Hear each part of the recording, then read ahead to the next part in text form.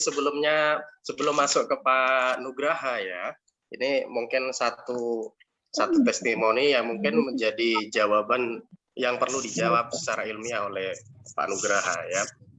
Di lapangan ini yang terjadi Pak Nugraha, setelah minum GT itu satu ya, saya tidak pernah promosi untuk berat badan turun, tapi ternyata yang terjadi setelah minum GT itu berat badannya jadi turun, belum habis satu botol udah 2 kilo, ada yang satu botol 2 kilo, ini kenapa? Terus yang kedua, banyak anak-anak yang demam, mengalami demam ya, BAB-nya mencret dan sebagainya, itu minum GT juga bisa sembuh.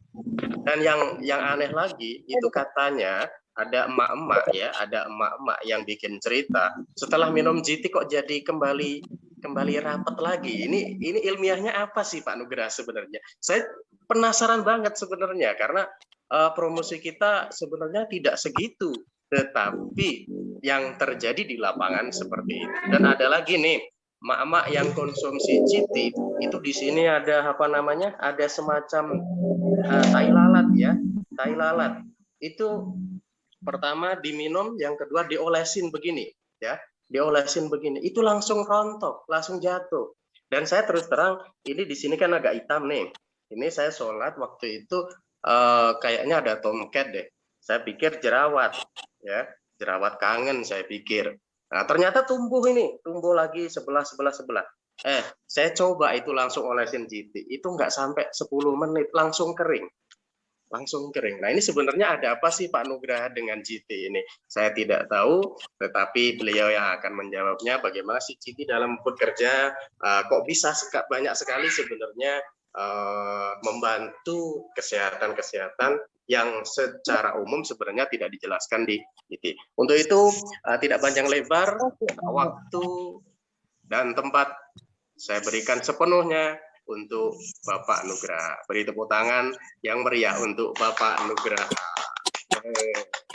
Oke, terima kasih Pak Maskur, Pak Susilo, dan kawan-kawan semua yang luar biasa. Senang sekali saya bisa hadir di tengah Bapak Ibu sekalian.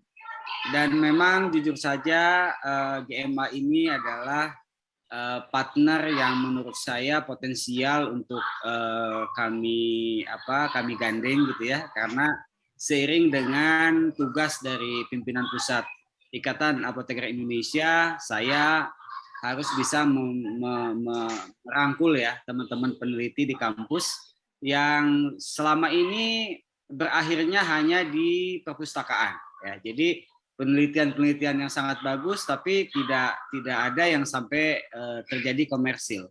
Nah, dengan ketemunya dengan GMA, dan kami memang simpulkan dan saya putuskan untuk kita bisa kolaborasi, karena saya melihat semangat-semangat Bapak-Bapak dan Ibu sekalian yang luar biasa, sehingga tidak ada keraguan bagi saya dalam hal ini untuk bisa kolaborasi langsung, memberikan formulasi terbaik yang sudah masuk dalam agenda produk-produk yang segera kita launching, atau yang sudah launching pun kita sudah memang dedikasikan untuk Bapak Ibu sekalian yang ada di GMA.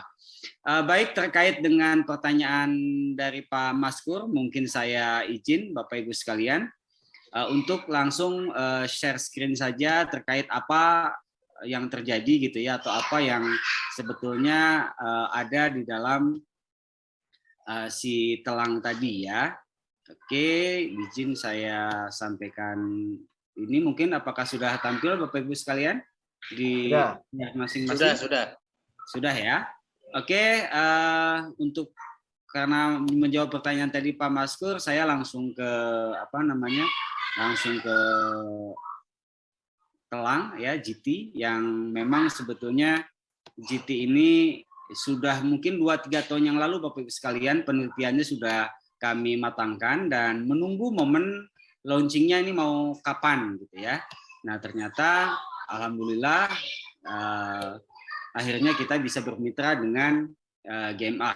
Baik Bapak Ibu sekalian, saya sekalian juga tampilkan dasar daripada jurnal atau penelitiannya ya, sehingga mohon maaf kami apoteker ini tidak bisa klaim atau tidak bisa hanya mengaku ini obat ini untuk ini dan lain-lain kalau memang tidak ada penelitian baik itu secara in vitro atau secara in vivo ya. Nah, Bapak Ibu sekalian, ya mudah-mudahan bisa menjawab tadi pertanyaan Pak Maskur. Yang pertama adalah yang pasti di dalam bunga yang berwarna ya, jadi warna itu mau ada di bunga, mau ada di buah gitu ya, mau ada di sayur, itu mengandung namanya antosianin ya. Tetapi memang spesifik yang ada di telang ini yang memang menarik hati bagi para peneliti.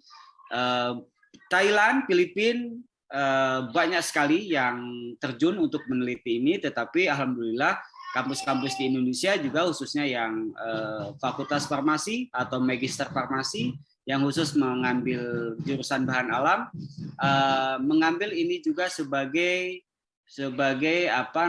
titik penelitian yang sangat potensial untuk masa yang akan datang. Nah, apa itu antosianin, Bapak Ibu sekalian?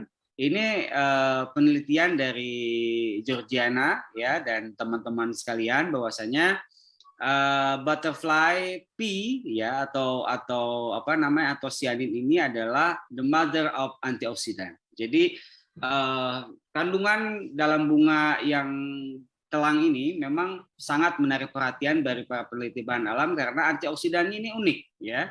Nah, kenapa kita katakan unik ya? Selain memang di halaman samping yang ada di layar Bapak Ibu sekalian, ini ada dasar jurnalnya. Nah, next kalau saya klik, yang pertama adalah mengurangi inflamasi yang menyebabkan penghambatan pertumbuhan sel yang abnormal. Oke, kita belum bicara kanker dulu ya.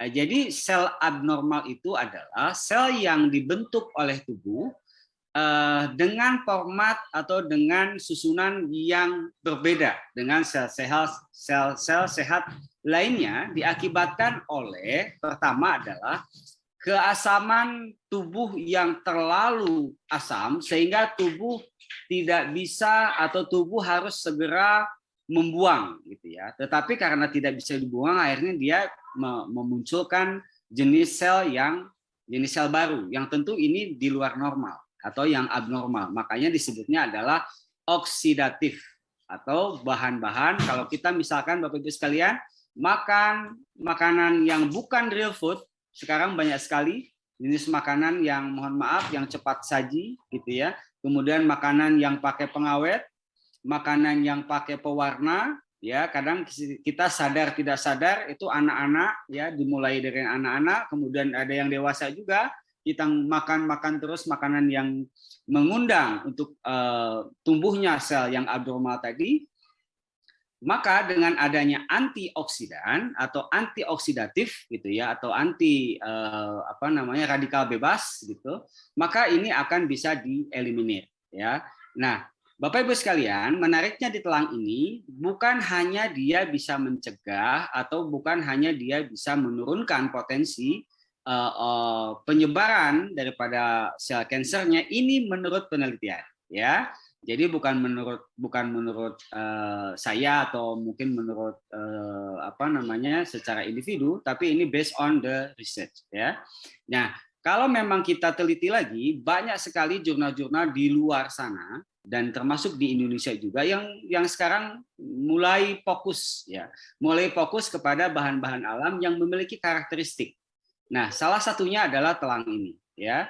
Nah, penelitian ini disebutkan bahwasanya pertama kemampuan dia dalam hal menghambat penyebaran kanker. Tentu bagi yang awalnya sudah divonis kanker, bagaimana supaya tidak metastasis, selain memang menjaga pola makan, pola hidup dan lain-lain, tentu diperlukan bahan-bahan yang memiliki kerja atau aktivitas dalam rangka menghambat tadi.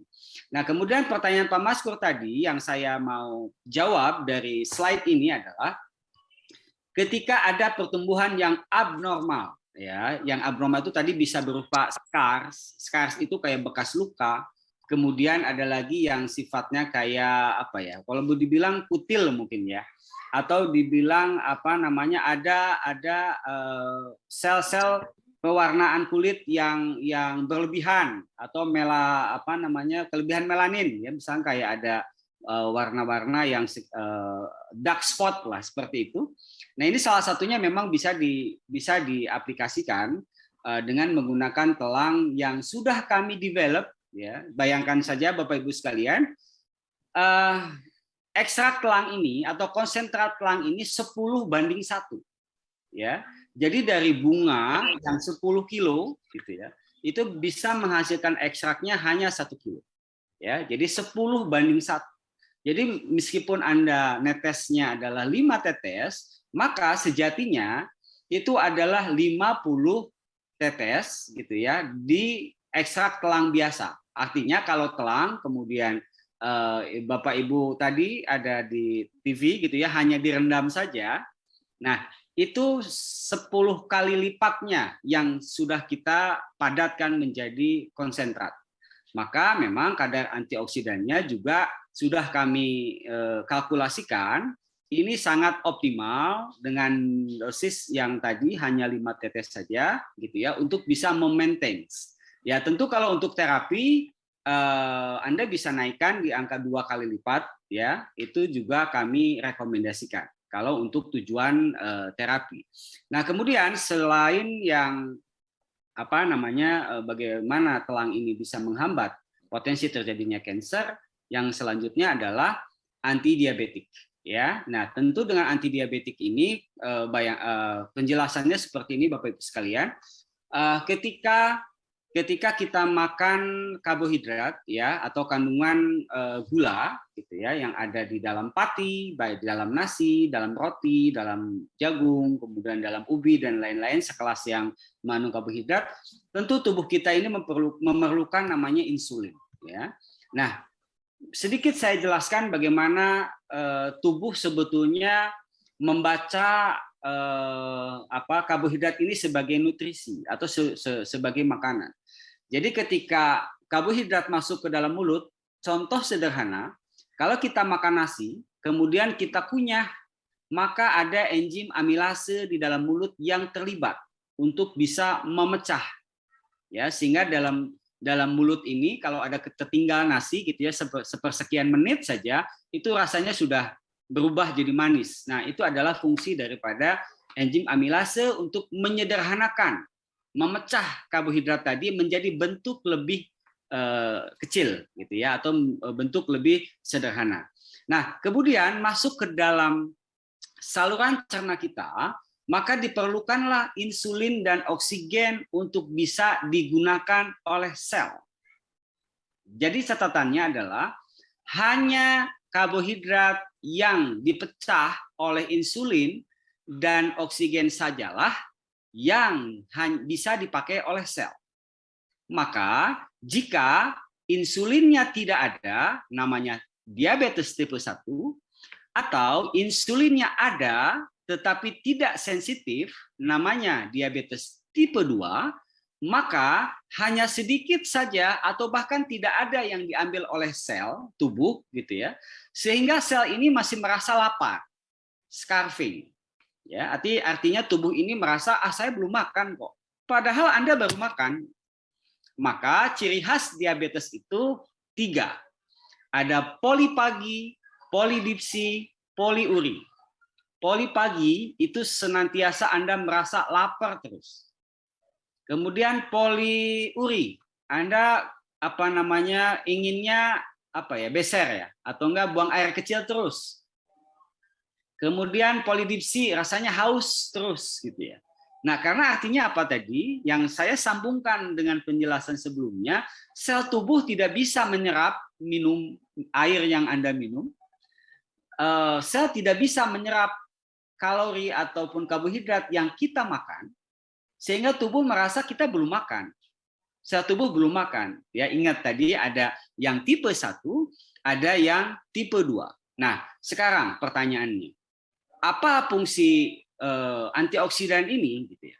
Nah, Bapak Ibu sekalian, antioksidan, nah salah satunya vitamin C, bentuk molekulnya itu kan persis sama dengan molekul gula. Oke, jadi gini.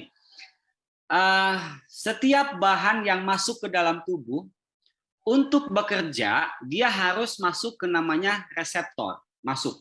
Oke.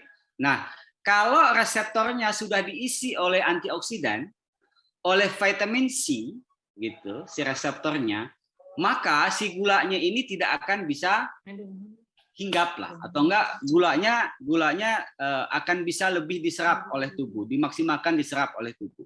Sehingga nanti akan ada terjadi efek kompetisi antara vitamin C atau antioksidan dan karbohidrat ini.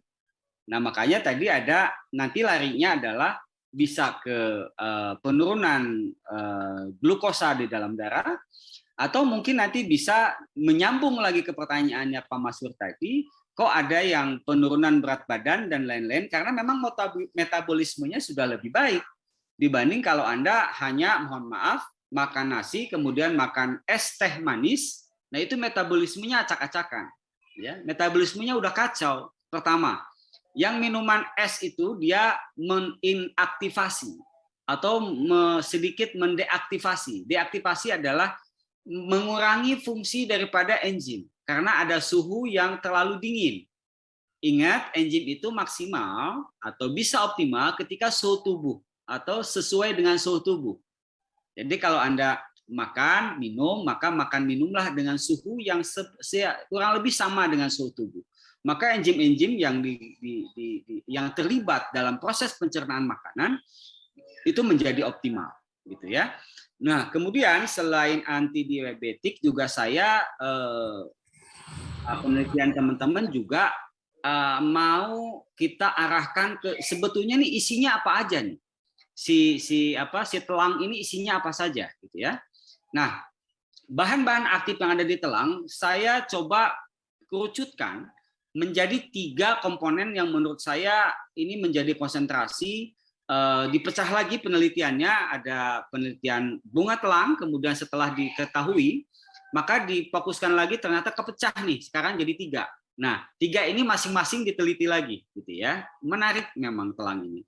Yang pertama, ada isinya kamperol ya, atau yang pasti di penelitian ini adalah dengan metode yang menurut saya in vitro ini sudah suatu hal yang advance, suatu hal yang sudah lebih maju ya, bahwasanya ada aktivitas anti kanker yang terkandung di dalam si bunga telang ini, atau di sini disebutkan penelitinya adalah Muhammad Imran ya, dan ini penelitiannya baru Bapak, termasuk baru ya kalau di dunia, kalau 2-3 tahun ke belakang itu 2019 dikatakan kunci penekanan terhadap potensi anti kanker ya. Jadi nanti kalau ada yang memang Mas Nuno bisa nggak saya minta jurnalnya seperti apa, itu saya sudah siapkan ya. Jadi silahkan kalau memang Bapak Ibu sekalian mau baca jurnalnya, bagaimana pola metode penelitian dan lain-lain pun kami sudah siapkan. Kemudian selain ada tadi, ingat ya, ada 3 komponen utama yang menurut saya paling mencuri perhatian peneliti dan menurut kami inilah yang sangat menonjol dari telang ini. Yang pertama adalah kamferol. Kemudian selanjutnya yang kedua ada yang namanya asam kumarat. Ya, asam kumarat ini tidak semua punya loh Bapak Ibu sekalian. Nah, di asam kumarat ini aktivitas biologinya menurut saya juga agak menarik ya, karena dia juga fumaric acid ini karena dia juga tidak semua tanaman memiliki, dia punya komponen yang menurut saya agak unik nih di telang ini. Jadi selain tadi ada antioksidan itu kita turunkan lagi ya. Jadi kalau kita kan ngomong antioksidan, udah antioksidan. Nah, ini ada komponen penyusun antioksidannya gitu ya. Nah, selain fumaric acid apalagi? Yang ketiga adalah, nah ini juga tidak semua punya, namanya delphinidin ya, 35 glukoside. Nah, 35 ini menyatakan gugusnya. Ada, kalau gugus itu kalau teman-teman atau Bapak Ibu sekalian dulu kita belajar kimia organik gitu ya, kalau dalam rumus dalam rumus rantai karbon itu ada tangannya di 3, tangannya di 5 ya, seperti itulah ya. kurang lebih. Nah, di delphinidin ini kemampuannya juga sangat signifikan dan menarik perhatian untuk diteliti lebih jauh dan lebih dalam lagi, karena pertama adalah imun booster.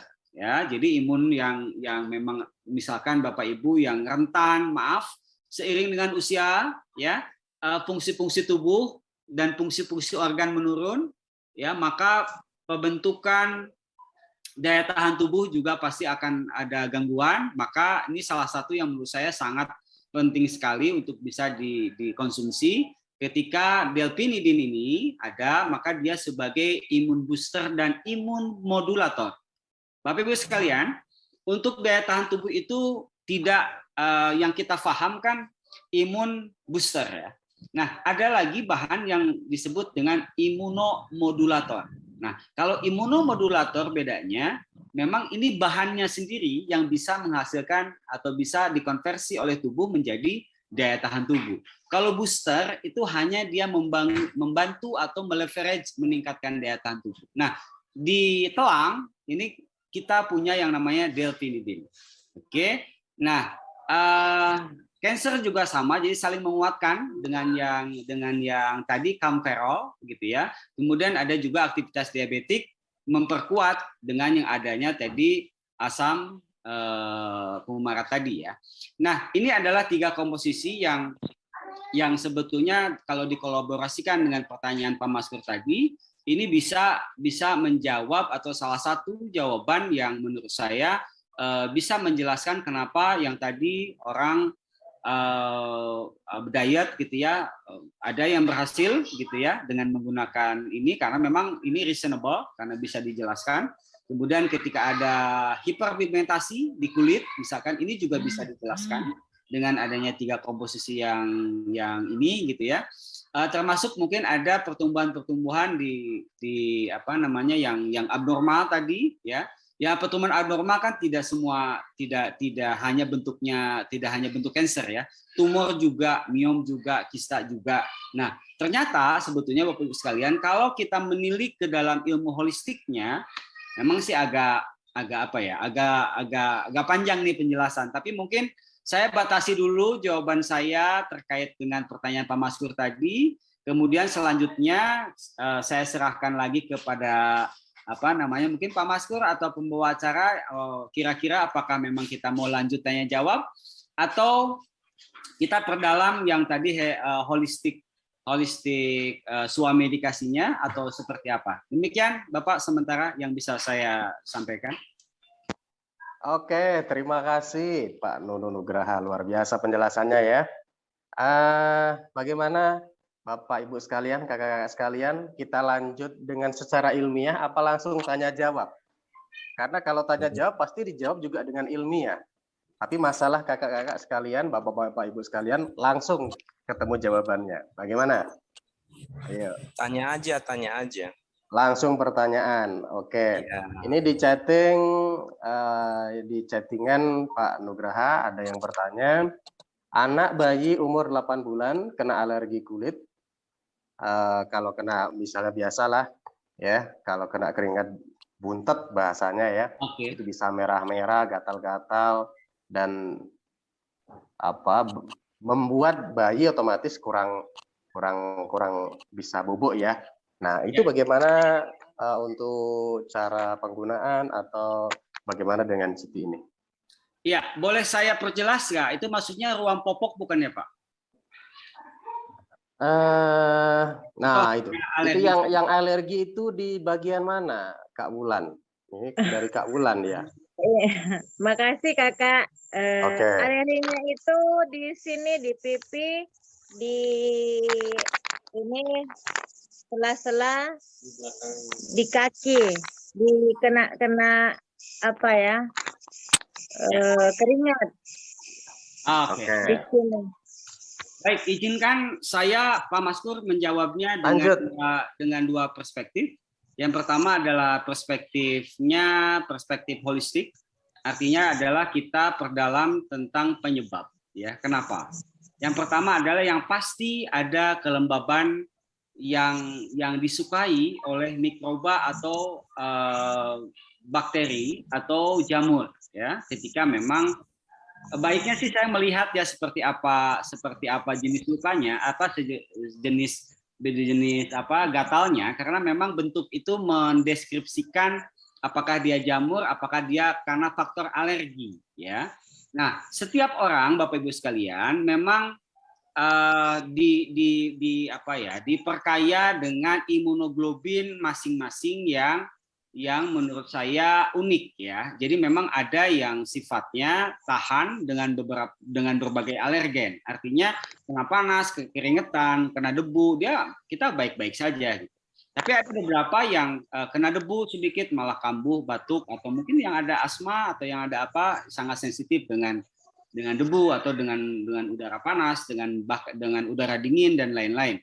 Nah, itu adalah yang bisa dijelaskan secara holistik adalah pertama, hindari penyebab itu ada yang memang menciptakan ruangan lembab sehingga dedek bayi tersebut bisa terkena gangguan seperti yang tadi atau tampek ya seperti itu, atau mungkin seperti alergi dan gata-gata dan lain. Yang kedua adalah jawabannya terkait dengan penanganan ya. Penanganan yang pertama adalah tentu kebersihan, yang kedua adalah bisa Anda gunakan ekstrak telang dengan cara Anda encerkan. Ya, encerkannya bisa minyak kelapa Anda teteskan minyak telang gitu ya. Misalkan minyak kelapanya 1 sendok. Kemudian minyak telangnya itu teteskan 5 tetes saja, kemudian diaduk-aduk sampai, karena memang basisnya adalah minyak, mungkin Anda akan agak ada effort lah, ada upaya buat mencampur ya. Kemudian setelah itu dioleskan. Nah, gabungan antara antioksidan ya, yang tadi ada camferol, ada yang 2 lagi yang ada di komposisi Garuda GT, kemudian digabungkan dengan asam lemak rantai panjang yang sedang, di rantai jenuh yang sedang di minyak kelapa, itu akan sangat signifikan bisa memperbaiki gangguan alergi yang dialami oleh dedek bayi, bahkan ruang popok, Pak. Ya, jadi 2 komposisi tadi, GT telang, kemudian ditambahkan di minyak kelapa, dioles di tempat yang memang terjadi reaksi alergi seperti yang tadi disampaikan oleh penanya Ibu tadi ya, seperti itu. Nah, itu yang kami rekomendasikan ya. Jadi atau mungkin apakah Anda mau single telang GT doang? Ya, kalau telang GT doang secara sendiri itu pun tidak masalah. Anda bisa coba, tetapi rekomendasi kami kenapa gabungannya 2, yang si kelapa adalah buat mengurangi iritasinya gitu ya, mengiritasi sehingga nanti si telang itu bisa lebih optimal. Bisa lebih optimal dalam hal kombinasi dengan MCFA atau medium chain fatty acid yang ada di minyak kelapa. Demikian Ibu, jika kurang puas silahkan bisa bertanya lagi sehingga lebih terarah nanti. Supaya Pak Nugraha bisa memuaskan. Perbandingannya berapa tetes? 5:2 ya. Berapa tetes telangnya? Oke, dalam 1 sendok minyak kelapa cukup 5 tetes, Ibu ya. Karena itu sudah sangat tinggi, Bu. 5 tetes juga sudah cukup.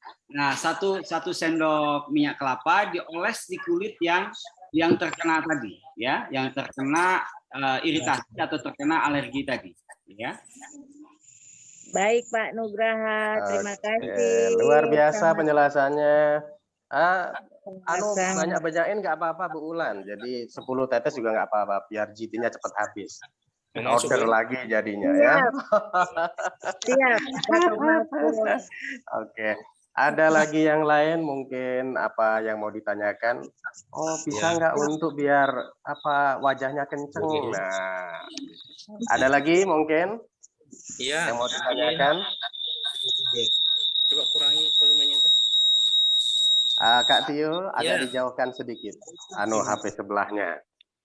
Izin. Oke, lanjut Kak Tio. Ya, assalamualaikum warahmatullahi wabarakatuh. Waalaikumsalam warahmatullahi Salam, Pak Tio. Selamat malam dan semangat pagi ya, semangat pagi ya. Selamat Pak, selamat pagi. Ya, salam santun semua untuk terutama ini Pak Nunuk Nugraha, Pak Maskur, Pak Made Sugiyarta, dan semua teman-teman yang dari berbagai daerah ya.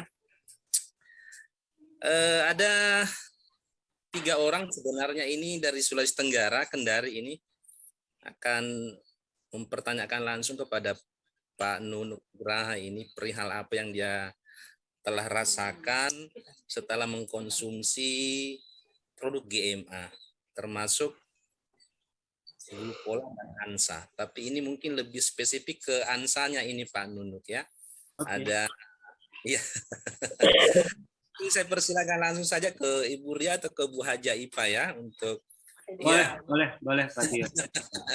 Oke, silakan langsung dipertanyakan saja karena mungkin banyak teman-teman di belakang saya akan bertanya. Terima kasih semuanya. Selamat malam. Assalamualaikum.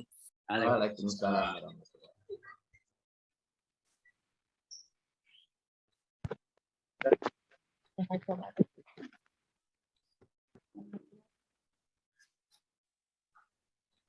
Punya saya. Ya, Assalamualaikum. Selamat malam. Waalaikumsalam warahmatullahi. Ya, semangat malam Pak semua. Buat Pak. Pak Nunu.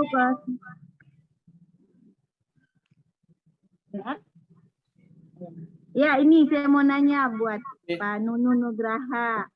Ya, kebetulan kan di Kendari, ya Alhamdulillah kalau produk glukola, ANSA, dan tekniknya ya Alhamdulillah sudah respon baik buat teman-teman di sini. Alhamdulillah. Saya pertanyakan ini teman saya kan ada ini susah tidur, terus nggak mau makan, susah makan juga, sudah bolak-balik ke rumah sakit kasih vitamin untuk nafsu makan tidak ada berpengaruh. Jadi untuk sementara ini saya kasih cuma glukola karena dia nggak bisa makan, jadi kayaknya enteng katanya dia minum itu susunya glukola. Kira-kira ini apa lagi yang bisa saya tambahkan? Apakah GT atau dengan ini Kak? Gimana nih? Sama saya jawabnya izin 2 perspektif. Yang pertama adalah perspektif kenapa bisa sampai nggak bisa makan atau nggak mau makan. Ini kayaknya sama kasusnya seperti yang kemarin Pak Maskur bukan ya, yang tanya ke saya ya. Dan sudah saya kirimi racikan khususnya. Ya nanti di-share ke aku lah Kak. Ya kayaknya Pak Maskur ada kemarin itu konsul. Jadi sudah lama tidak masuk sama sekali makanan sehingga ya daya berat badan pasti turun ya, kemudian daya tahan tubuh juga pasti turun. Nah, Bapak Ibu sekalian, kalau Bapak Ibu pernah ikut materi saya atau kuliah saya terkait dengan teori hemostatik, ini sebetulnya jawabannya ada di sana. Kira-kira ada yang masih ingat ya tentang bagaimana caranya atau peran daripada keasaman tubuh terhadap metabolisme yang dijalankan atau yang terjadi di dalam tubuh. Let's say saya izinkan saya meringkas. Bapak Ibu sekalian, ketika kita mengkonsumsi makanan, oke, saya singkat saja terjadinya langsung di lambung saja, ya. Lambung ini pasti dia mencerna dengan pH-nya yang asam. Oke, ingat Bapak Ibu sekalian ya, pH lambung itu harus asam. Ya, di bawah 2. Bayangin, sampai kalau penelitian itu tulang kalau ditetesin asam lambung itu tulangnya meleleh. Pak, kagumnya lagi ini loh. Ya, jadi saking asamnya lambung dan memang lambung itu harus asam. Oke, nih tolong perhatikan banget karena nanti bisa menjawab pertanyaan. Mudah-mudahan kalau ada semuanya yang kejadian yang sama bisa menjawab. Oke, nah ketika lambung ini asam masuklah makanan, maka yang dinamakan peristaltik itu gerakan mencerna. Oke, dia mencerna makanan sampai dia hancur. Nah, ketika hancur, ingat lambung tadi asam. Berarti makanan yang masuk ke lambung itu asam. Oke, ya.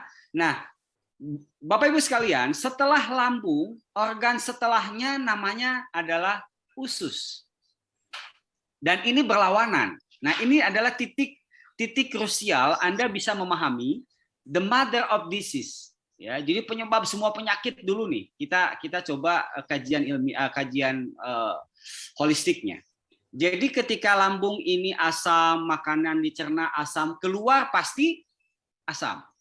Oke. Tetapi setelah dari lambung, ini kan harus ke usus yang mana usus itu netral ke arah basa. Oke. Dan ini kan harus dirubah dulu nih. Nah, sebelum masuk ke usus, disitulah ada namanya fungsi daripada empedu. Menyemprotkan namanya natrium bikarbonat. Sehingga pH yang asam tadi bisa naik netral, cenderung basa sesuai dengan pH-nya usus. Dan hanya pada pH tersebutlah sel-sel jongjot-jongjot yang ada di usus tadi bisa mengambil makanan. Oke, ingat fungsi usus itu salah satunya adalah sel-sel dinding-dindingnya itu adalah mengambil nutrisi yang dibutuhkan oleh tubuh. Nah, itu yang normal. Perhatikan, yang tidak normal bagaimana? Yang tidak normal.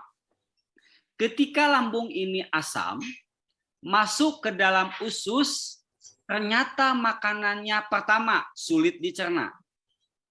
Yang kedua berlebihan. Yang mana nih?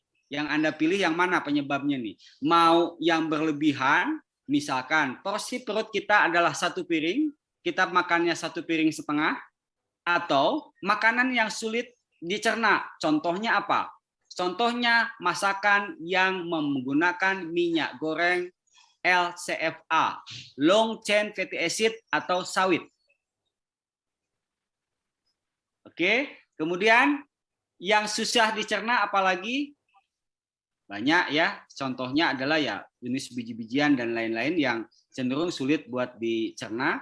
Nah, ketika ada gangguan yang tadi misalkan lambung ini asam masuk ke dalam usus masih asam, disebabkan oleh tidak cukupnya bikarbonat yang disemprotkan sehingga makanan yang tadi dari lambung tersebut masih asam masuk ke dalam basa, di situ letak masalah yang disebut dengan, ada yang ingat nggak disebut dengan apa? Leaky gut. Ya. Bahasa Latinnya bahasa Inggrisnya leaky gut. Leaky gut ini adalah usus bocor. Nah, apa yang dimaksud dengan usus bocor?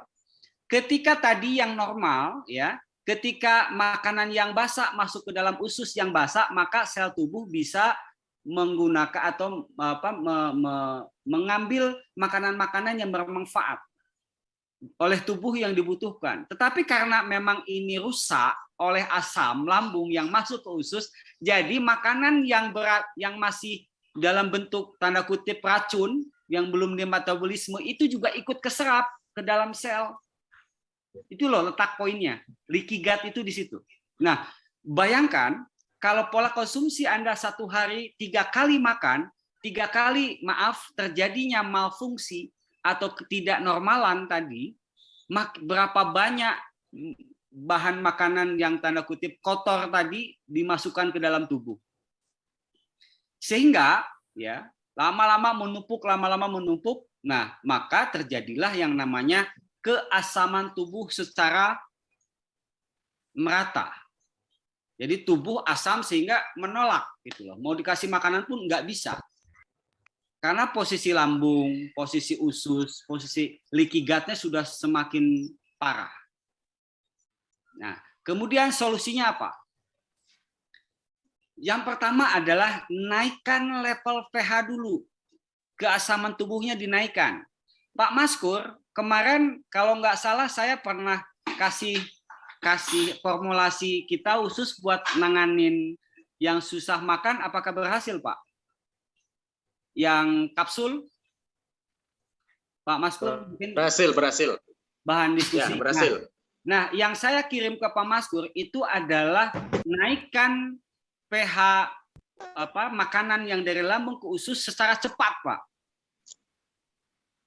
Nah, memang di dunia pengobatan ini belum lazim karena memang tadi ya analisa terkait dengan leaky gut ini masih sangat sedikit ahli-ahli yang mengangkat tentang penyebab secara holistik ini. Nah, artinya apa? Artinya ketika pH tubuhnya dinetralkan, maka nanti dengan kita menerima lagi makanan. Gitu loh maksud jawaban saya yang holistik tadi. Oke. Nah, kemudian solusi yang tadi saya sampaikan, namanya mungkin saya sebut saja ya, namanya natrium bikarbonat. Yang artinya gini, yang disemprotkan oleh empedu ya ke dalam makanan asam untuk menjadi netral dan basa, namanya natrium bikarbonat. Itulah yang bisa naikkan langsung pH tubuh sehingga mendekati ideal. Nah, kemudian yang saya rekomendasi juga atau yang saya kirimkan ke pemaskur adalah dikombinasi dengan namanya kurkuma santoriza. Nah, dia bisa memperbaiki metabolisme hati sehingga membantu pelancaran pencernaan. Tergantung nanti responnya. Kalau responnya masih belum terlalu parah, itu biasanya cepat. Artinya cepat makan segala macam, cepat normal. Tetapi kalau sudah terlalu berat, diperlukan waktu tetap untuk menaikkan pH tadi. Jadi Bapak Ibu sekalian, kalau yang sudah mengikuti kuliah saya di awal terkait dengan hemostatis, nah ini adalah peran di mana bahan-bahan yang bisa naikin pH diperbanyak. Anda masih ingat nggak yang naikin pH apa aja? Sayur, buah, air putih. Oke, nah itu diperbanyak. Apakah nanti dibikin jus? Ya, apakah nanti yang penting gula sangat dihindari. Namanya gula, baik itu gula, apalagi gula rafinasi atau gula putih, gula pasir yang rafinasi, itu menurut saya udah harus dibuang jauh-jauh. Ya, Pak, bagaimana dengan gula aren dan lain sama? Ya, jadi itu hanya beda indeks glikemiknya saja. Ya, kalau gula rafinasi indeks glikemiknya 90. Kalau gula kelapa atau gula aren itu indeks glikemiknya 60. Sama-sama mengakibatkan atau meningkatkan gula secara langsung di dalam pembuluh darah. Jadi jawabannya adalah ketika tidak mau makan, yang pertama adalah sama-sama kita perbaiki hemostatis atau asam tubuhnya dinaikkan, pH-nya. Oke. Yang kedua adalah berikan nutrisi OH- terus, lebih banyak. Buah, sayur, dan air putih. Nah, sebetulnya Bapak Ibu sekalian, produk-produk yang ada di GMA itu kami sudah desain, ya, yang itu kandungan OH-nya lebih banyak. Anda bisa bayangkan di glukola itu ada 16 asam amino. Bayangin kalau Anda beli satuan asam amino itu mahal banget. Ini misalkan ya, ada produk, coba Anda browsing, ada produk satu isinya L-arginin. Klik L-arginin, itu satu botolnya itu mahal sekali. Nah, di produk yang glukola itu 16 asam amino itu ada di dalamnya, Pak. 16, Pak, bukan satu, Pak. Luar biasa. Makanya saya coba nanti Bapak-Bapak silahkan klik L-arginin, itu di pasaran dijualnya berapa. Nah, kami dedikasikan ini asam amino yang dari, bayangkan asam aminonya kita ambil dari botanical sources, Pak. Dari tanaman, Pak, bukan dari hewan. Kenapa? Karena kami analisa molekul yang dari hewan itu partikelnya lebih besar dibanding dari botanical. Artinya tubuh kita lebih gampang menyerap dari sumber bahan yang dari tanaman. Nah, yang ada di glukola itu, yang seperti yang tadi Mbak sampaikan, nggak mau makan, tapi glukolanya diusahakan masuk dan lain-lain. Nah, saran saya, silahkan dilanjutkan, dan kalau untuk naikin pH, maka OH-nya dimaksimalkan. Anda tetap kasih buah, Anda tetap kasih sayur, Anda tetap rehidrasi atau dikasih minum dengan air kelapa lebih bagus gitu ya, atau dengan mungkin nanti saya kirimkan racikan yang saya kirim juga ke Pak Maskur, Pak, Mbak, supaya nanti pH-nya bisa lebih naik dan mempercepat proses penyembuhan sehingga penyerapan daripada asam amino yang 16 biji yang ada di glukola lebih maksimal. Demikian mungkin jawaban saya. Saya berharap tidak puas sehingga bisa lebih diskusi lagi. Monggo silakan. Oke, luar biasa ya. Untuk Bapak-bapak, Ibu-ibu sekalian, untuk mempercepat pertanyaan, jadi jangan nunggu yang lain. Jadi silakan ditulis, di chatting ya, sehingga cepat kita jawab Pak Nugraha, cepat untuk menjawabnya ya. Oke, ada lagi yang mau bertanya? Izin dulu Kak Mas Pur. Oke. Mau nanya lagi, kalau ini teman dia kan lagi konsumsi glukola, kalau aku kasih ANSA sama teh gitu itu boleh enggak? Nah, boleh enggak Pak Nugraha?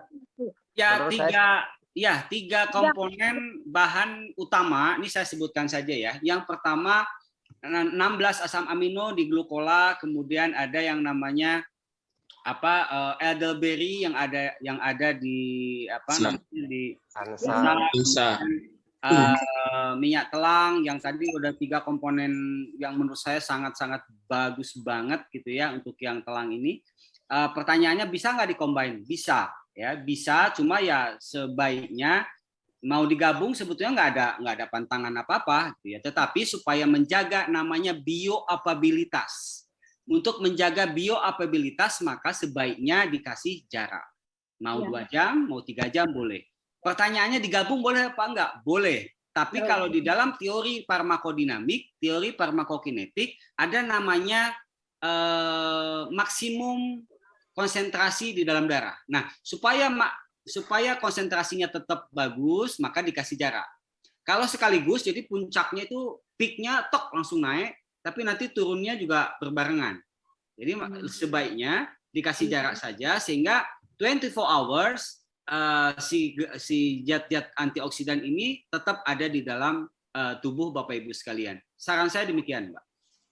Terus lagi Kak, ini dia kan lagi konsumsi obat dokter. Yap. Nah, karena dia diagnosa katanya asam lambungnya tinggi. Nah, jadi dia dikasih obat dokter. Itu boleh dia masih tetap konsumsi obat dokternya atau dia berhenti dulu atau bagaimana itu, Kak? Oke, dalam hal ini itu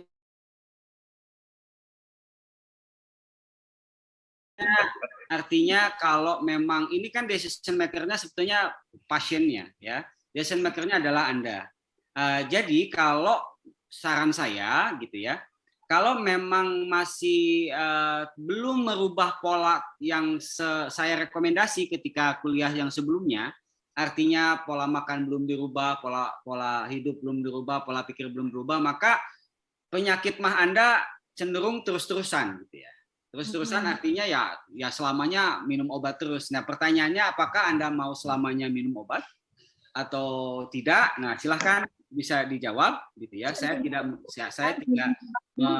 melarang, saya tidak menganjurkan, tapi lebih ke bagaimana caranya pilihan mencapai kesehatan yang holistik itu tadi. Ya, Bapak bagaimana saya sarankan ini, apakah dia harus berhenti dulu ini minum obatnya, tetap dia konsisten minum glukola atau kasih oke. Saya paham. Nah, kalau saran saya di dalam obat itu ada namanya withdrawn effect. Jadi kalau misalkan diturunkan dosisnya, kemudian nanti efeknya ternyata tetap sehat, tetap baik, tidak kambuh, kemudian diturunkan lagi sehingga Anda bisa berhenti total.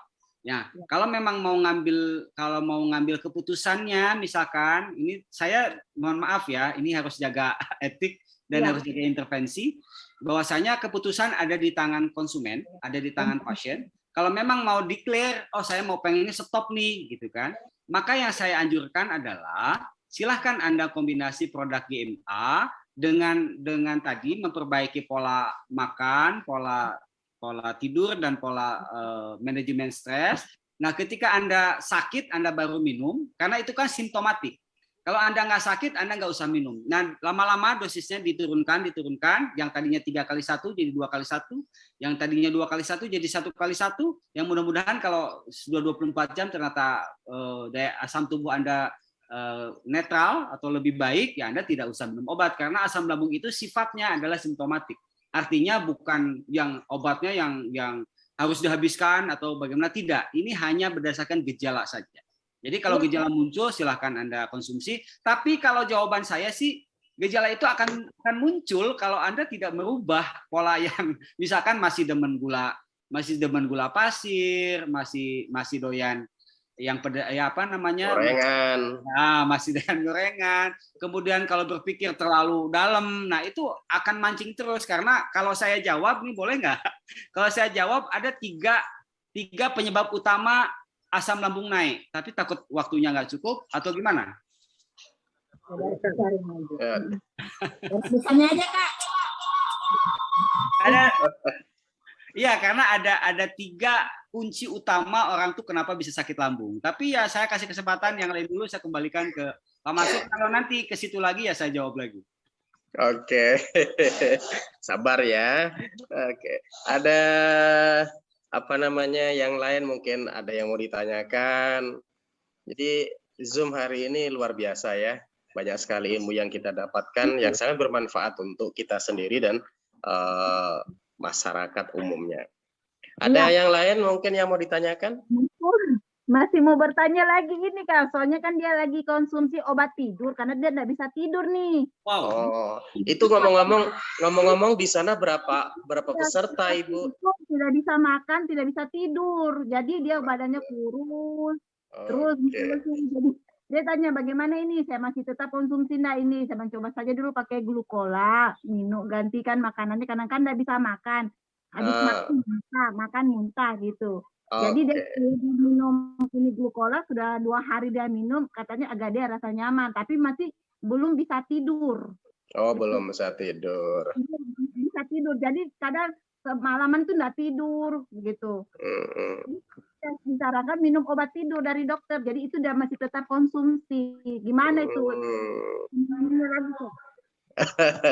Ada yang dipikirin nggak? Nggak bisa tidur? Oh, nggak ada.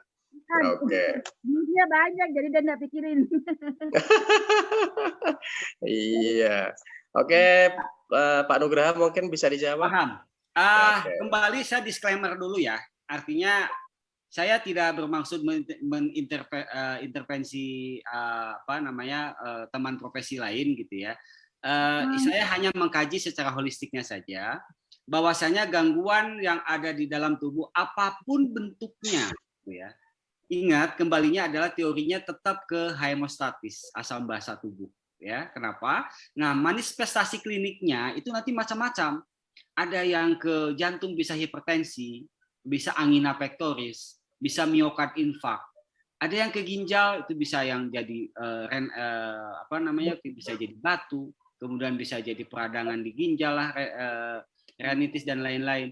Nah, kemudian ada yang ke lambung, ada yang ke bisa tidur, ada yang apa segala macam. Itu kembali kalau kami teori Antoine Beckham, itu teorinya adalah hemostatis. Pasti ada 3 penyebab utama yang selama ini dilakukan, baik itu cara makannya, baik itu adalah pola aktivitasnya, baik itu adalah mindset, artinya mindset di sini adalah manajemen stresnya.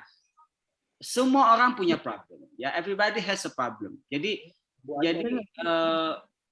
bagaimana peran ada yang masih ingat peran kortisol? Ketika kita terlalu dalam berpikir, maka tubuh memproduksi namanya kortisol. Ini mudah-mudahan bisa menjawab yang nggak bisa tidur nih ya. Ketika kita berpikir terlalu dalam, apapun yang Anda pikirkan, baik itu dalam hal belajar, dalam hal bisnis, dalam hal ngejar target, dalam hal masalah asmara lah, masalah rumah tangga, masalah ekonomi, apapun, Anda berpikir terlalu dalam, artinya terlalu dalam ini adalah sampai tubuh merasakan nggak enak gitu ya, tubuh tuh merasa pusing, apa itu kan udah di level yang Anda sudah over dalam berpikir. Nah, tubuh itu memproduksi namanya kortisol. Anda tahu kortisol kan? Kortisol itu hormon yang diproduksi oleh tubuh supaya tubuh tetap steady, supaya tubuh itu tetap awareness, supaya tubuh tetap sadar meskipun kondisi tubuh kita udah capek banget. Capek fisik, capek, pokoknya kayak kalau nggak ada kortisol tuh kita bisa pingsan gitu. Tapi karena ada kortisol, kita masih tetap terjaga, kita masih tetap ingat. Tetapi ketika kortisol diproduksi, yang fungsinya baik tadi supaya tubuh tetap bisa ada energi, maka energi yang digunakan oleh tubuh menjadi 2-3 kali lipat, sehingga sel memproduksi gula di dalam sel, namanya glukogenesis. Jadi gula itu tidak hanya dimakan saja, ada juga gula yang diproduksi oleh tubuh karena akibat apa? Akibat dikeluarkannya hormon kortisol karena kita terlalu ya stres tadi. Maka banyak manifestasinya, bisa tadi nggak bisa tidur, gitu. Nggak bisa, karena tubuh ini asam, gimana ya? Ya hemostatis ini memang dasar dari tadi the mother of disease tadi, dari leaky gut lah apa segala macam. Nah, kalau digali lagi yang Mbak dari Kendari ya, Mbak siapa? Saya pernah kita ketemu ya di Jakarta ya. Nah, bisa digali lagi supaya main problemnya dapat. Karena pasti ada main problem. Main problem itu maksudnya kendala utama. Masalah utama itu mesti dapat. Kalau Anda maksudnya saya salut ya, pasti Mbaknya datang gitu ya ke sana, special approach-nya atau personal approach-nya ini pasti bagus banget. Sehingga Anda bisa melakukan tadi, menyampaikan bahwasanya yuk kita maksimalkan OH-nya. Kalau Anda mau makan makanan apa, misalkan nggak bisa masuk makanan bentuknya minuman, ya Anda di jus lah. Mau itu papaya, mau itu pisang atau alpukat, karena pisang dan alpukat itu kaya akan potasium. Jadi bagi yang hipertensi ini, buah yang dibanyakin itu pisang sama alpukat. Karena apa? Karena hipertensi itu adalah melimpahnya natrium, kurangnya potasium. Nah, pisang sama alpukat itu kaya potasium. Jadi kalau masuk pisang dan alpukat maksimal bagi yang hipertensi, ini akan sendirinya menutupi kekurangan potasium sehingga bisa menurunkan tensi. Nah, coba ditanya apakah yang tidak bisa tidur, saya khawatirnya nanti imbasnya adalah ke tensinya. Apakah tensinya juga ikut tinggi gitu ya? Karena ini perannya sudah sangat kompleks nih ya kalau yang saya lihat.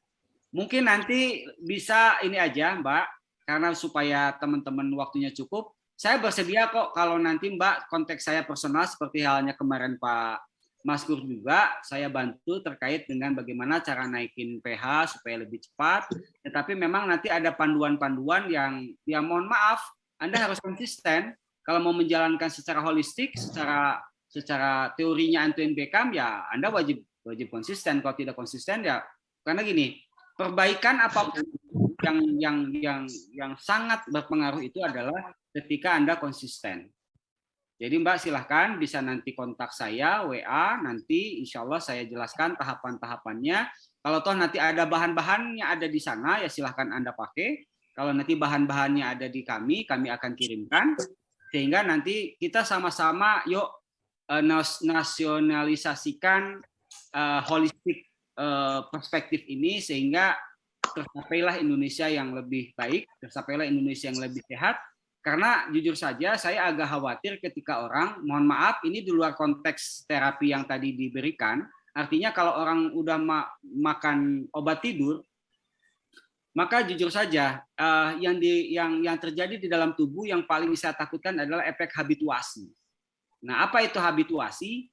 Orang itu merasa tidak akan bisa tidur kalau nggak minum obat. Nah itu menurut saya yang lebih secara psiko agak mengganggu ya, artinya mengganggu ke intelektual saya kok agak kenapa gitu? Karena kalau nggak bisa tidur, Anda kalau nggak minum tablet itu nggak bisa tidur, menurut saya itu sesuatu yang Anda sakit juga gitu. Jadi ayo kita perbaiki tadi 3 pola tadi ya dengan ke arah holistik swamedikasi namanya.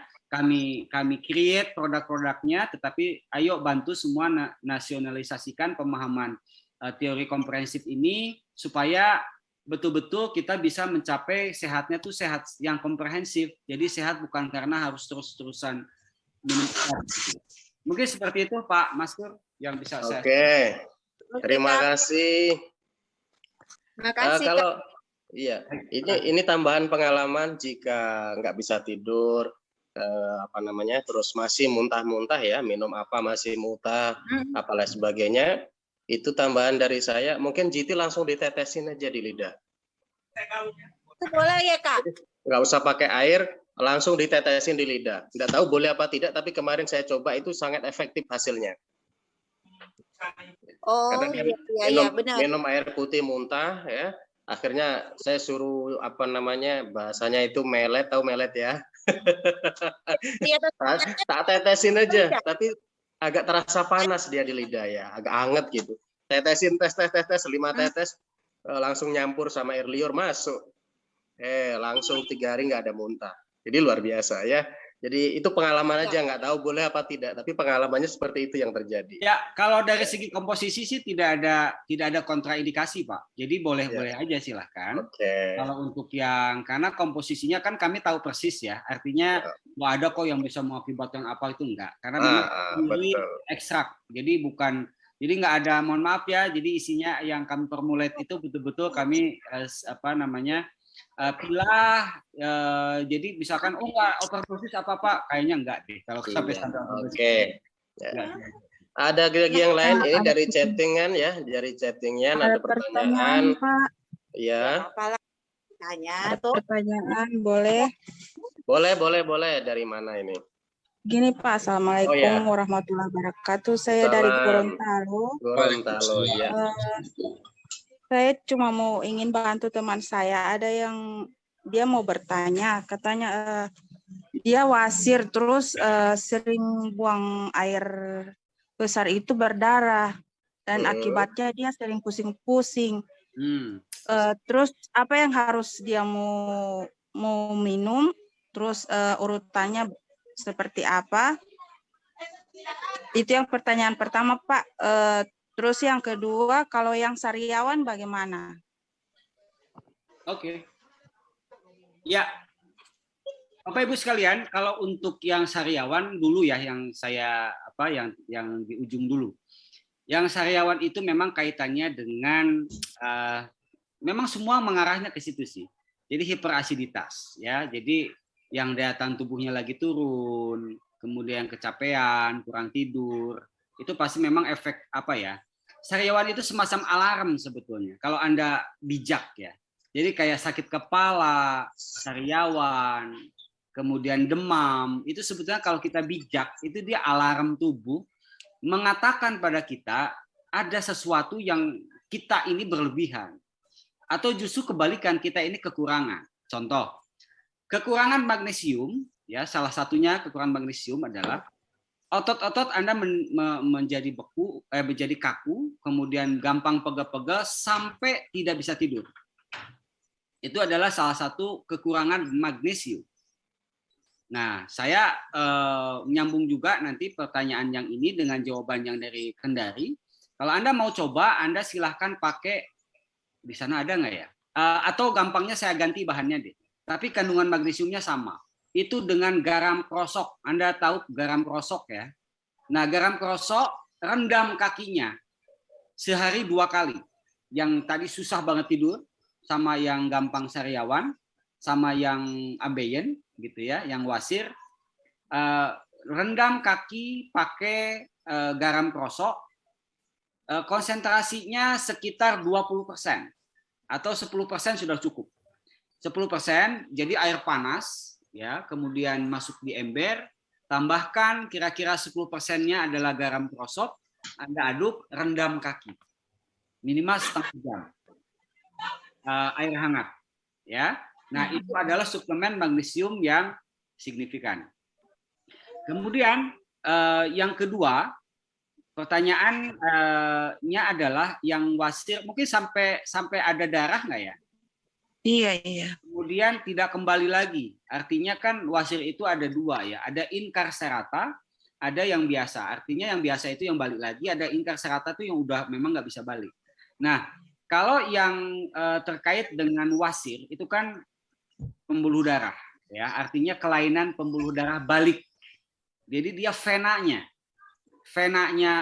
yang ada di rektum atau di anus itu kan fungsinya dia buat vena itu adalah pembuluh darah balik dari seluruh tubuh ke jantung. Namanya vena. Kalau arteri kebalikan, pembuluh darah dari jantung ke seluruh tubuh. Makanya ciri arteri itu ada denyut. Jadi kalau nadi ada denyut itu namanya arteri. Ya, jadi kalau di sini arteri namanya arteri radialis. Di sini namanya arteri brachialis. Di sini namanya arteri axialis. Banyak banget. Itu bahasa-bahasa medisnya ya. Nah, jadi kelainan pembuluh darah balik tepi yang namanya yang disebut dengan wasir gitu ya, atau hemoroid. Nah, bagaimana cara mengatasinya? Yang pasti adalah Anda pola hidupnya, mohon maaf, pasti yang sebelumnya udah pasti nggak teratur lah ya, mau makannya lah, mau minumnya lah. Mohon maaf, teman Anda tidak jawab juga saya udah paham deh, pasti itu ngaco deh makan minumnya. Misalkan pedas terlalu berlebihan, kemudian yang paling sering itu ya mungkin kalau ngangkat-ngangkat nggak inilah ya, nggak signifikan ya. Tetapi memang jujur ini faktornya adalah faktor apa yang Anda makan. Sekarang solusinya. Solusinya adalah untuk yang ini memang agak sedikit holistiknya agak aneh, tetapi memang ini ada penelitian. Ya, jadi gini. Kalau mau Anda coba dengan cara Anda jahe dibejek, oke, jahe, mungkin sekitar seginilah ya jahenya ya. Anda paham ya, bisa dipotong-potong, kemudian dibejek ini, kemudian Anda tahu cabai ya, cabai rawit. Cabai rawit 3 biji aja dipotong. Nih, makanya coba nanti saya jelaskan kenapa. Masukin ke gelas gitu ya, ada jahe sama sama cabai tadi. Kemudian Anda siram air panas. Biarkan sampai dia anget. Oke, diperhatiin. Ini khusus yang kelainan pembuluh darah. Bahkan yang deg-degan jantung, yang misalkan jantungnya tiba-tiba kok agak deg-degan ini efektif banget ya. Jadi direndam air panas, nanti tunggu sampai hangat. 1 gelas tadi harus habis 1 hari. Anda seruput aja sekali minum 3 seruputan. Simpen. Nanti minum lagi seruput 3 seruput, simpen. Minum lagi 3 seruput, simpen. Ya. Lihat nanti perkembangannya. Itu yang pertama.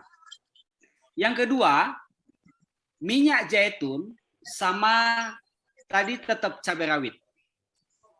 Ya, minyak zaitun 2 sendok. Jadi Anda ada gelas kecil nih, masukin minyak zaitun gelas kecil, kemudian masukin bawang cabai rawit merah yang kecil aja 2 butir, Anda teglek langsung.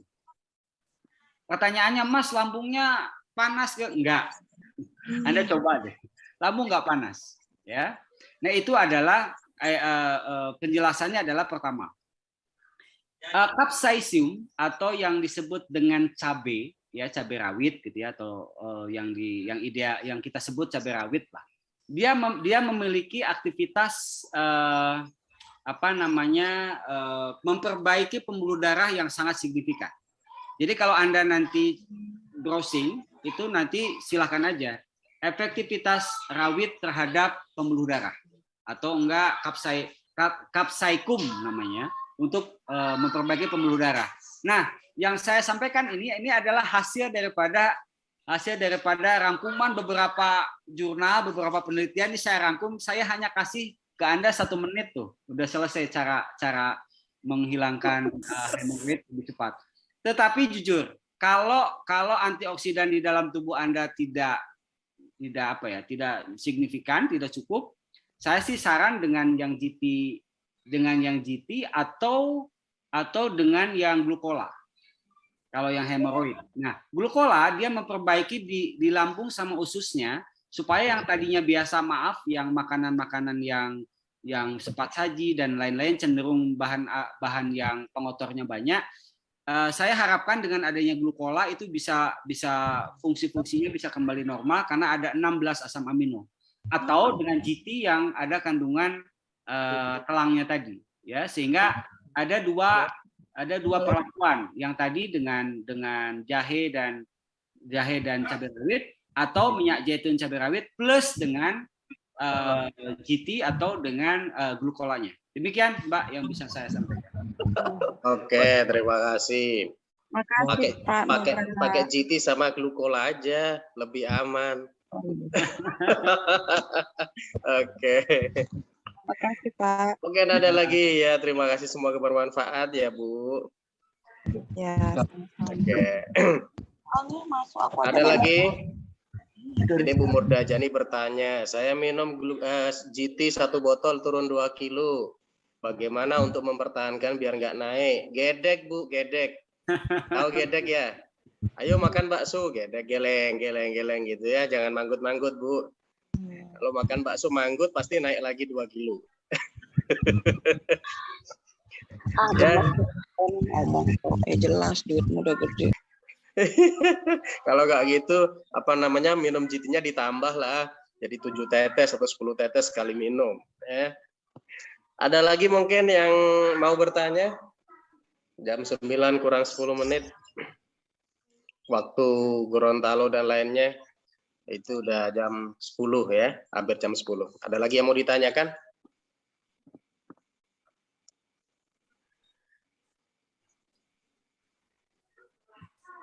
Ada lagi? Kalau tidak ada mungkin pesan singkat tentang GT untuk dari Pak Nugraha atau produk-produk yang lain, Glukola, Ansa, bagaimana dalam bekerja supaya maksimal di dalam tubuh kita dalam untuk pengobatan, terutama di GT Pak Nugraha. Ya. Oke, Pak Maskur, Pak Sustilo, Pak Wayan, ya Pak Wayan, mohon maaf kemarin agak saya pas jam-jamnya agak crowded, Pak Wayan mau telepon saya waktu itu, cuma mohon maaf lagi benar-benar berisik mesin nih Pak Wayan, jadi saya kalau takutnya nggak puas nanti kalau telepon, kalau pas suaranya mesin berisik, jadi saya mohon maaf kemarin minta waktu ke Pak Wayan, tapi kebetulan belum sempat nyambung ya Pak Wayan. Kalau terkait dengan produk yang 3, yang Glukola, kemudian Ansa, kemudian juga GT ya, yang telang gitu. Sebetulnya kalau kawan-kawan bisa mengikuti tadi kuliah dari awal tentang hemostatis teori, sebetulnya itu sudah tertuang di dalam ketiga produk tadi ya. Artinya siapa yang mengalami gangguan-gangguan yang sifatnya ringan gitu ya, ringan dalam arti seperti orang masuk angin, kemudian seperti diabetes, prediabetes gitu ya. Karena sejujur aja, prediabetes itu jauh lebih banyak dibanding yang penderita diabetes itu sendiri. Artinya yang masih eksekutif muda ini nih, yang prediabetes ini banyak sekali. Maka yang kami harapkan kontribusi dari hasil analisa dan penelitian kami ini bisa lebih bermakna bagi memberikan warna terkait dengan sehat yang Bapak Ibu nanti jalankan. Kemudian juga produk yang akan datang juga tidak terlepas daripada concern kami, ya salah satunya dari hasil diskusi seperti inilah. Pak Susilo juga banyak ngasih input ke kami terkait dengan, oh iya Mas ini banyak loh yang mengeluh begini, yang mengeluh begini, itu juga sangat kami perlukan sehingga penelitian kita lebih terarah nanti. Bahkan yang dari hasil malam ini pun saya agak terbersit juga untuk bisa mengembangkan anti hemoroid, kemudian yang anti hipertensi saya gabung, jadi hipertensi sama hemoroid saya gabung sehingga nanti Anda nggak usah repot-repot lagi tuh bikin udah tinggal lock aja gitu ya untuk nextnya. Nah tetapi yang paling kemarin itu menjadi bahan perhatian dan fokus kami dan masukan dari tim GMA juga mungkin yang akan segera kita launch adalah yang ini Pak Maskur, yang terkait dengan yang MAH ya atau gastritis atau yang GERD. Jadi gastroesophageal reflux disease itu memang banyak sekali kelainan-kelainan atau pasien-pasien yang mengalami kelainan tersebut dan kami nanti akan berikan mungkin sedikit kejutan lah karena formulasi ini belum ada yang pakai Pak. Formulasi luar biasa. Formulasi kuncian.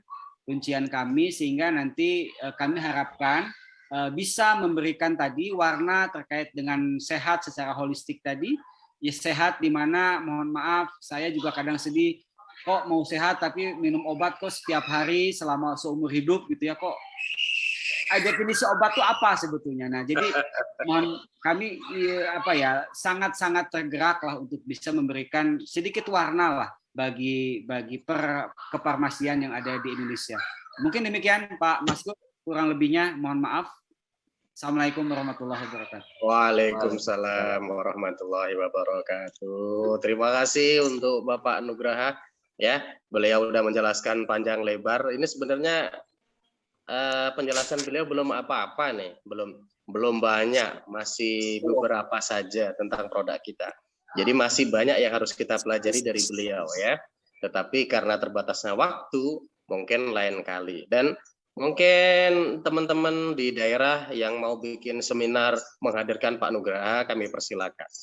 Ya, nanti Pak Maskur, mohon maaf, karena saya juga terinspirasi ini dari semangatnya ibu-ibu nih. Saya lihat ada ibu-ibu yang mohon maaf, yang tetap konsentrasi untuk menyimak. Saya kepikiran saya mau bikin semacam podcast khusus buat holistik sebuah medikasi. Jadi kapan saja ibu nanti bisa tonton itu dan bisa menambah pengetahuan atau update penelitian dan keilmuan tentang kesehatan holistik, sehingga nanti Bapak Ibu mudah lah. Dan mungkin nanti saya akan sertakan di podcast itu, ya intinya silahkan Anda masuk atau silakan Anda bergabung ke JMA gitu. Wah, luar biasa. Karena ya tadi memang mohon maaf, bukan hanya orang awam saja, dalam arti bukan apoteker saja. Apoteker pun memang masih rasa ini ilmu yang mungkin mereka juga kurang mendapatkan, sehingga ya tadi Pak Maskur bilang, saya sampai keliling Indonesia untuk menyampaikan terkait dengan holistic soul medikasi ini. Terima kasih Pak. Oke, luar biasa. Pak Nunu, izin dulu. Pak Tio, ya dilanjut. Ya Pak Tio. Nanti itu sampelnya yang dikirim ke Kak Maskur, tolong dikirim ke Kendari juga ya sama Ibu Ria ya. Boleh, nanti silahkan kontak dan kirim alamat Pak, atau mungkin saya nanti butuh lagi pendalaman terkait dengan ketepatan dalam hal menganalisa juga diperlukan Pak, karena Pak Maskur kemarin intens juga. Saya juga banyak tanya supaya pas gitu Pak. Baik, terima kasih Kak Nunu, terima kasih. Baik Pak Tio. Ya. Oke, Bapak Ibu sekalian, kakak-kakak yang saya cintai dan saya hormati, yang berbahagia pada malam hari ini, lengkap ya, berbahagia, yang dicintai dan lain sebagainya, pokoknya yang cantik-cantik, yang ganteng-ganteng. Ya, ada lagi yang mau ditanyakan sebelum Pak Nugraha pamit? Karena acara ini akan ditutup oleh Pak Susilo dengan beberapa promo dan informasi menarik bagaimana kita bisa mendapatkan penghasilan dengan GT ini. Ya, mungkin akan disampaikan sebentar saja.